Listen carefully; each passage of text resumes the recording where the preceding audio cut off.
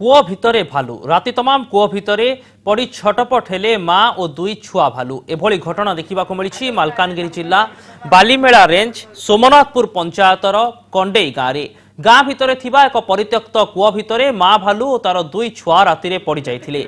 सकाळे किछि ग्रामवासी बिलकू जाउथुबा बेले शब्द शुणी कूओ भितरे भालू देखिथिले। 15 फुट कूओ भितरे एक विराट माई भालू और तार दुई छुआ को देखि तुरंत वन विभाग को खबर देइथिले गाँ लोके। सोमनाथपुर फरेस्टर को उद्यम प्रथम एक निशुणी जोगे भालू को उद्धार करने को उद्यम आरंभ होता तेबे विफल हेबा परे अग्निशम विभाग साहाय्य लोड़ीथिले वन कर्मचारी। आउ कुडुमुलु गुमा ब्लॉक अग्निशम कर्मचारी पहुंचीबा परे भालू तीनोटी को उद्धार करा जायथिला।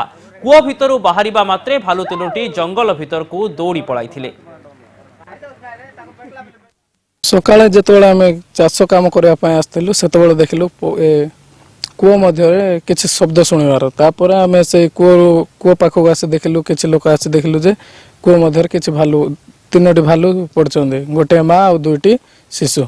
तापर आम यथाशीघ्र विलंब करी फरेस्टर वाला को फोन कलु परे सेमाने आसी फायर ब्रिगेड फायर स्टेशन को फोन करी सेमाने भालूटी को उद्धार कले।